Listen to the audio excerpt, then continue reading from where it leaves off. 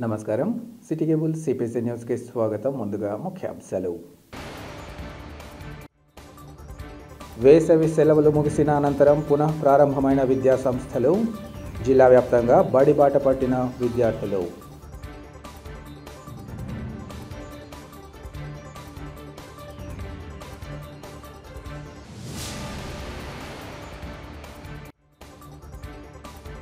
కూటమి ప్రభుత్వం జిల్లాను వైఎస్ఆర్ కడప జిల్లాగా మార్చేందుకు తగిన చర్యలు చేపట్టాలి. APCC media cell chairman Narreddy Tulasireddy వినతి.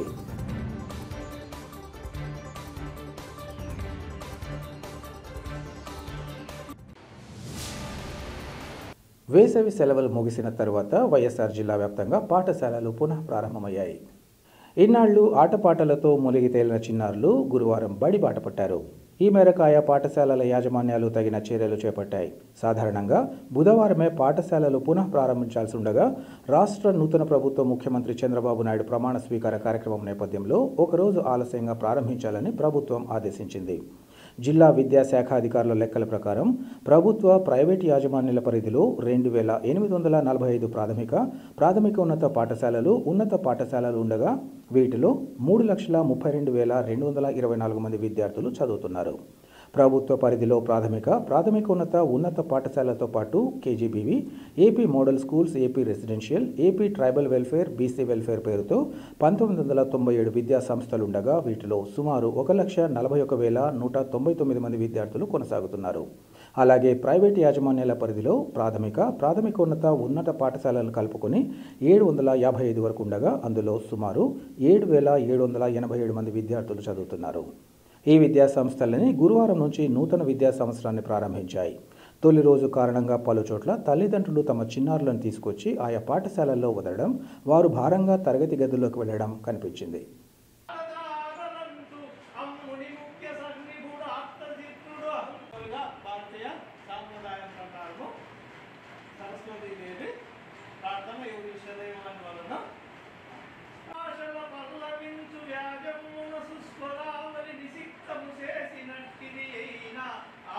అనేది మనకు 8th క్లాస్ కూడా కంటిన్యూషన్ ఉంది కాబట్టి కాన్స్టిట్యూషన్ గురించి మనము తెలుసుకున్నాము.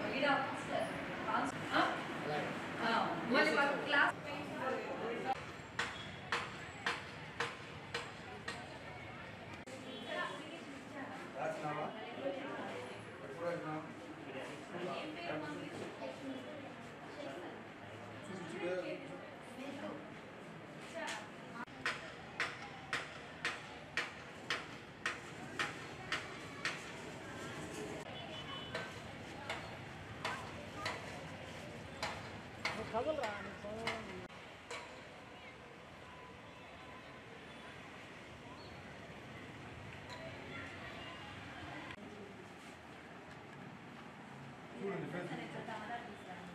ప్రొద్దుటూరు పట్టణం వైఎంఆర్ కాలనీకి చెందిన వెంకట సుబ్బారావు మృతిపై తనపై బురద జల్లే వ్యాఖ్యలు చేయడాన్ని తీవ్రంగా ఖండిస్తున్నామని మున్సిపల్ వైస్ చైర్మన్ బంగారు మునిరెడ్డి తెలిపారు.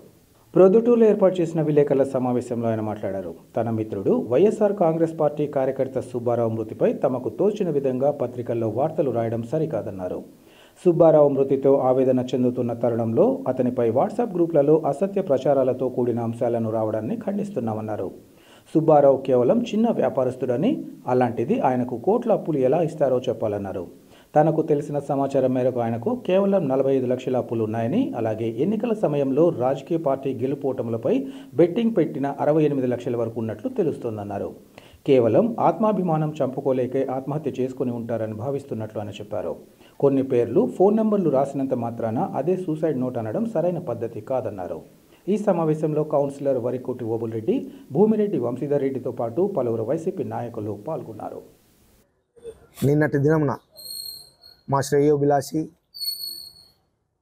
మా మిత్రుడు, నా స్నేహితుడు, మా పార్టీకి ఎంతో కావాల్సిన వాడు విజయవాడలో సూసైడ్ చేసుకొని చనిపోవడం జరిగింది. ఆ బాధలో మేము ఉండంగా నిన్నటి దినమున అతనిపైన దాన్ని అనుసంధానంగా నా పైన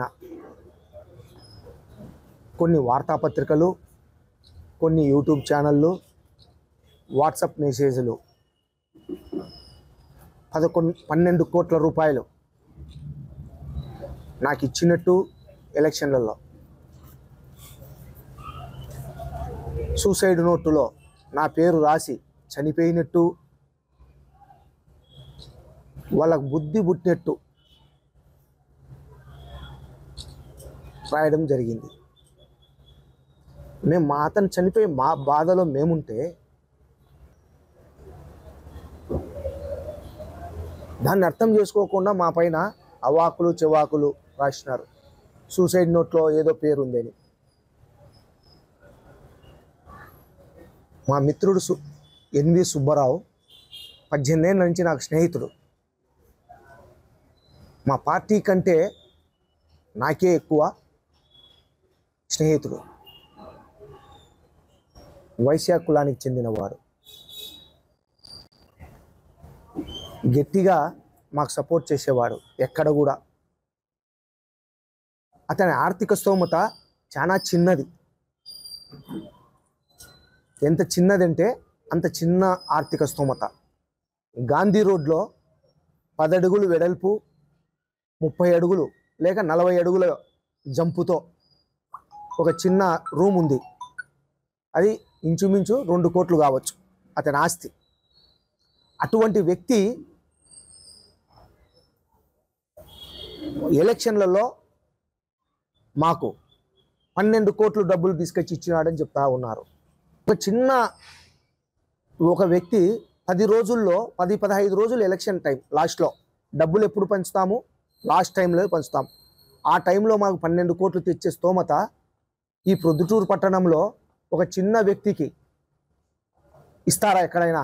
అటువంటి వ్యక్తికి ఒకేసారి 12 కోట్ల రూపాయలు అతను తీసుకొచ్చి మాకు ఇచ్చినట్టు, అతను మమ్మల్ని అడిగితే మేము ఇవ్వనట్టు ప్రచారం చేసినారు. ఎంత బాధాకరమైన విషయం అంటే, నిన్న ఆయన చనిపోయిన టైం నుంచి నేను వీడికి వచ్చేదానికి ఒక 5 నిమిషాల ముందు వరకు ఈ ప్రెస్ మీట్ పెట్టే వాళ్ళ మామగారు, అతని పిల్లనిచ్చిన మామగారికి ఫోన్ చేసి నేను అడిగినా, అన్నా ఎవరన్నా అప్పులోళ్ళు వచ్చినారా, మాకు ఇన్ని కోట్లు ఇవ్వాలా అని అడిగితే ఇంతవరకు ఎవరు రాలేనాయనా, నిన్నంతా గబ్బుగా మా అల్లుడిని చేసినారు, గబ్బు పట్టించినారు, మేము చచ్చిపోయిన బాధలో మేము ఉండాము, ఇంతవరకు మాకు అడగలేదు అని చెప్పినారు. మిడిల్ క్లాస్ ఫ్యామిలీలతో మాత్రమే ఇతనికి పరిచయాలు ఉన్నాయి. అటువంటి వ్యక్తి ఎవరన్నా నమ్మి 12 కోట్లు ఇస్తారా? ఆ వాట్సాప్లలో వచ్చినప్పుడు షేర్ చేసేప్పుడన్నా ఒక్కసారి ఆలోచన చేయాలి కదా, సెండ్ చేసేటప్పుడు ఒక్కసారి ఆలోచన చేయాలి కదా. ఇతను స్తోమత ఎంత? ఇతను ఇవ్వగలుగుతాడా? ఇప్పగలుగుతాడా? ఇతన్ని నమ్మి 12 కోట్లు డబ్బులు ఇవ్వగలుగుతారా అనేది ఒక్కసారి ఆలోచన చేయాలి కదా. ఎవరో శవాల పైన బొరుగులు ఏరుకుండే వాళ్ళు అది సెండ్ చేస్తే దాన్ని మిగతా వాళ్ళు కూడా ఫార్వర్డ్ చేస్తున్నారు. అతనికి ఓవరాల్గా ఇప్పుడు విచారించుకుంటే మేము 25 లక్షల నుంచి 30 లక్షల వరకు సొంత అప్పులు ఉన్నాయి. అతనికి ఒక 5-6 మంది ఫ్రెండ్స్ కలిసి 30 లక్షల రూపాయలు, 27 లక్షలు ఇచ్చినారు. అది ఇచ్చింది ఈరోజు కాదు, ఒక 3-4-5 సంవత్సరాల నుంచి ఇచ్చుకుంటా చేసుకుంటా వాళ్ళ ఫ్రెండ్స్ సర్కిల్లో ఉన్నాయి. ఆ 27 లక్షలు 30 లక్షలు ఉన్నాడు. అంతకు మించి బయట ఎవరూ లేరు, ఇచ్చినోళ్ళు లేరు. ఆ 27 లక్షలు కాక ఆమె చెల్లెలు అంటే మరదలు, ఈయనకు మా అయ్యకు, మా సుబ్బరావు అయ్యకు మరదలు, ఆమెకు 20 లక్షలు ఇవ్వాలి. అది ప్రతి సంవత్సరం వడ్డీ కట్టుకుంటున్నాడు ఎప్పుటా నుంచో. ఆయన అప్పులంతా కలిసి 40-45 లక్షలు ఉంటే 12 కోట్లు ఏ విధంగా తెచ్చి ఇవ్వగలుగుతాడు మాకు? ఇంకొకటి, ఈ జూదం పంద్యాలలో ఏం జరిగింది? 68 లక్షలు ఇప్పటి వరకు మాకు తెలిసినది, మాకు ఇవ్వాలా అనేది చెప్పినోళ్ళు ఒక 5 మంది 68 లక్షలు ఉంది. 68 లక్షల్లో కూడా గతంలో మన డబ్బు వాళ్ళ డబ్బు పెద్ద మనుషుల దగ్గర పెడతా ఉన్నారు, డబ్బు తీసుకుపోయి. ఇప్పుడు అట్లా లేదు. మనము మాట పైనే, అవతలోడు మాట పైనే, ఇద్దరు ఒక స్లిప్ రాసుకొని నేను ఈ పార్టీకి గెలుస్తుంది, నాకు ఈ పార్టీకి గెలుస్తుంది అని స్లిప్పులు రాసుకున్నారు. అట్లాంటి మాత్రమే ఈ 68 లక్షలు. ఈ 68 లక్షల్లో ఒక 5 లక్షలు మాత్రం క్యాష్ కట్టినారు. ఆ క్యాష్ కూడా మా సుబ్బరావయ్య దగ్గరే కట్టినారు. ఒక్కరు మాత్రం. మా సుబ్బరావయ్యది 5 లక్షలు, అవతలోని 6 లక్షలు, మొత్తం 11 లక్షలు మా సుబ్బరావయ్య దగ్గరే కట్టింది వాస్తవం. మిగతాదంతా పట్టీలు రాసుకున్నారు, పేపర్లలో రాసుకున్నారు, నువ్వు గెలుస్తావు నువ్వు గెలుస్తావు అని. అది మొత్తం కలిస్తే 68 లక్షలు ఉంది. 68 లక్షలు ఆయనకు ఒక 40 లక్షలు 50 లక్షలు అప్పు పుట్టి ఉండింటే ఈరోజు ఈ పరిస్థితి లేదు. మా లాంటి వాళ్ళకి చెప్పి ఉన్నా కూడా ఈ పరిస్థితి లేదు. మాకు కూడా చెప్పలే. ఎందుకు? ఆల్రెడీ అన్న వాళ్ళు ఇబ్బందుల్లో ఉన్నారు, బంగారెడ్డి ఇబ్బందుల్లో ఉన్నాడు, ఫైనాన్షియల్గా ఓడిపోయిన బాధలో ఉన్నాడు అనే ఆలోచనతో మాకు చెప్పలే. చెప్పకోకుండా ఒక 3-4 రోజుల తర్వాత వెళ్ళిపోయినాడు. వెళ్ళిపోయినాక ఇప్పుడు ఇట్లా జరిగింది. అంతకు మించి ఈయన కోట్లో 10 కోట్లో 4 కోట్లో 2 కోట్లో జూదమాడింది లేదు. 68 లక్షలే ఉంది.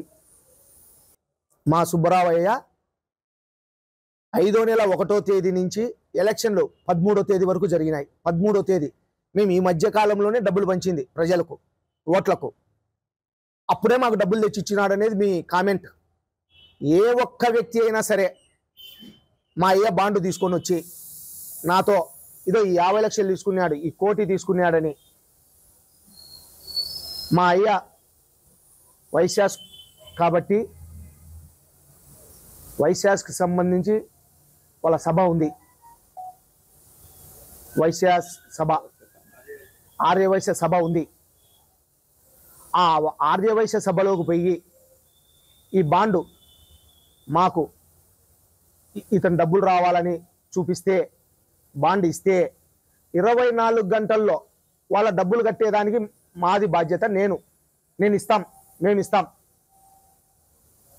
మాట తప్పం. 100% 1వ తేదీ నుంచి 13వ తేదీ వరకు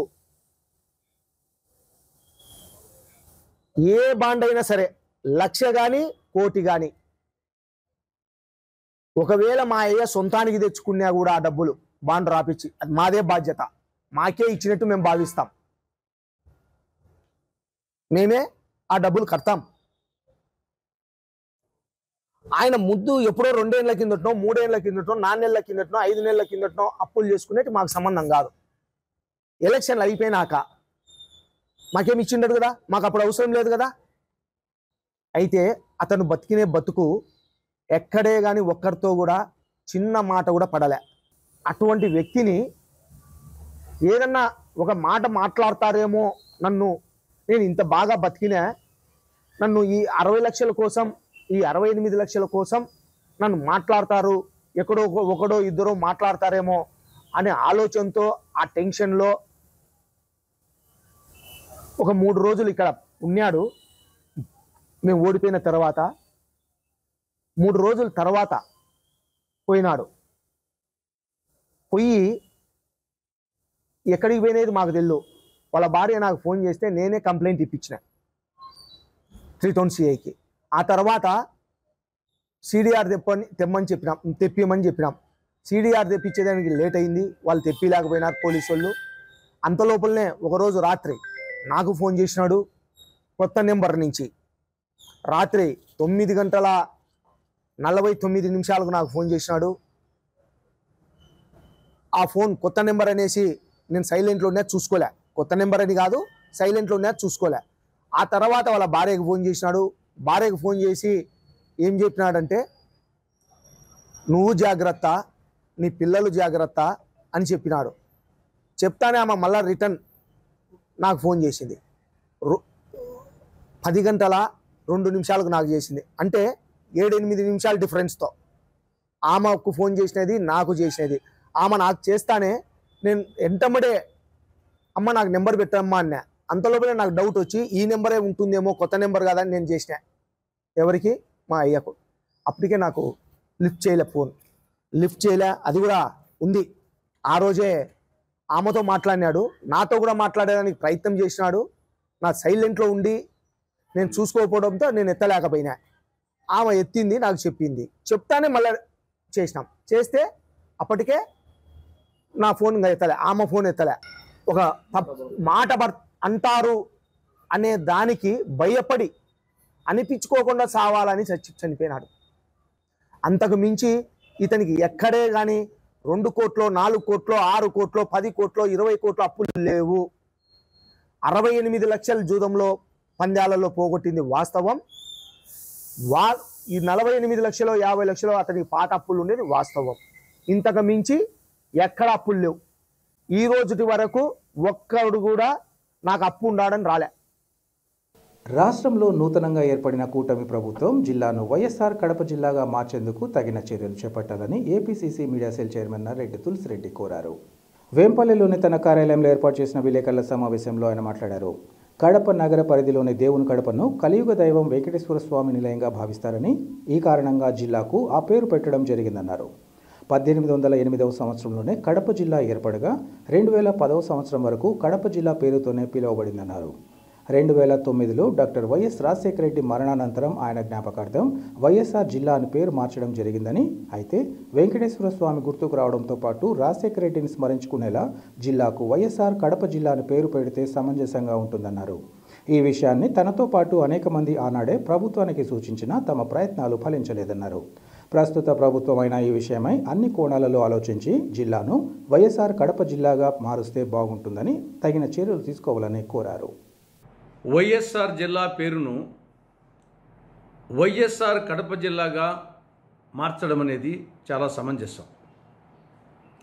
కలియుగ దైవం శ్రీ వెంకటేశ్వర స్వామి నిలయమైన తిరుమలకు తొలి గడప దేవుని కడప. అందువల్ల ఆ పేరుతో ఈ జిల్లాకు కడప జిల్లా అని పేరు పెట్టడం జరిగింది. 1808వ సంవత్సరంలో ఈ పేరుతో కడప జిల్లా పేరుతో కడప జిల్లా ఏర్పాటైంది.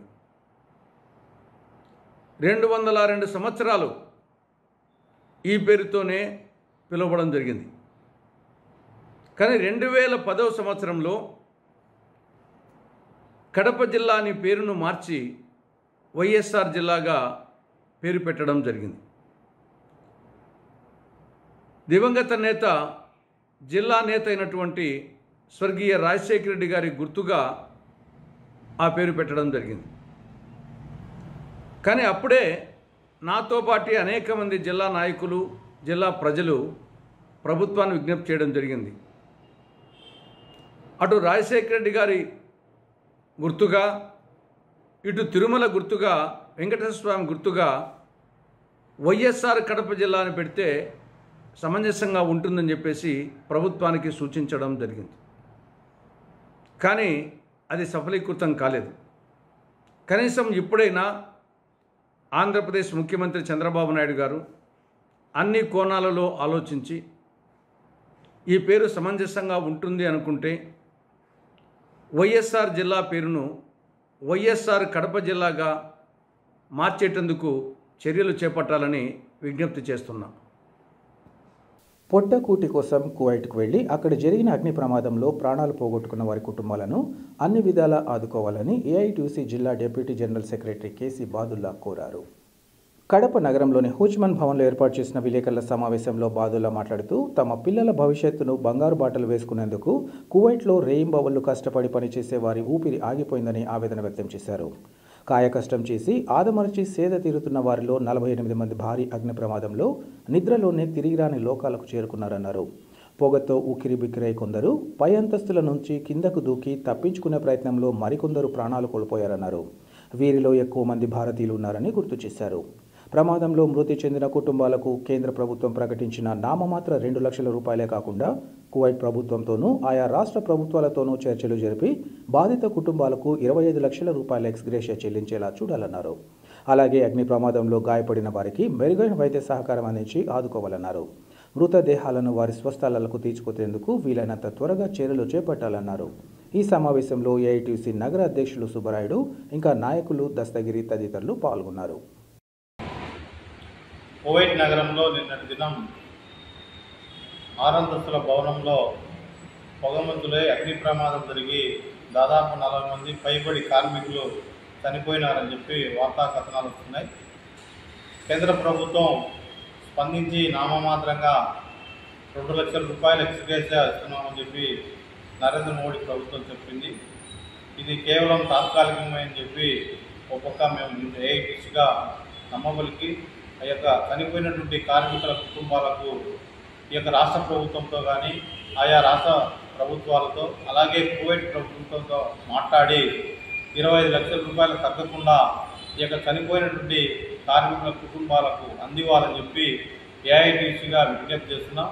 అలాగే వీలైనంత త్వరగా చనిపోయినటువంటి DNA పరీక్షలు నిర్వహించి ఆయా మృతదేహాలను వాళ్ళ కుటుంబాలకు ఇచ్చి తొందరగా ఈ యొక్క కార్యక్రమాలు నిర్వహించాలని చెప్పి ఏఐటీసీగా విజ్ఞప్తి చేస్తూ ఈ యొక్క విదేశాలకు పోయేటువంటి కార్మికుల యొక్క నమోదును కూడా కేంద్ర ప్రభుత్వం కొంత కఠినతరం చేసి ఎవరైతే అక్కడ పోతున్నారో వాళ్ళకు శిక్షణ ఇచ్చేందుకు కూడా ఈ యొక్క కేంద్ర ప్రభుత్వం ముందుకు రావాలని చెప్పి తక్షణం యుద్ధ ప్రాతిపదికపైన ఈ యొక్క కార్మికుల కుటుంబాలను ఆదుకోవాలని చెప్పి ఏఐటీసీగా విజ్ఞప్తి చేస్తున్నాం.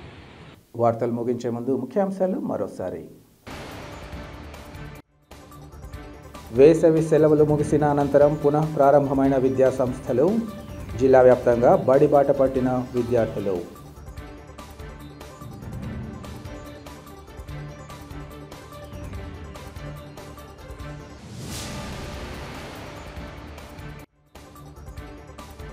కూటమి ప్రభుత్వం జిల్లాను వైఎస్ఆర్ కడప జిల్లాగా మార్చేందుకు తగిన చర్యలు చేపట్టాలి. APCC media cell chairman Narreddy Tulasireddy వినతి.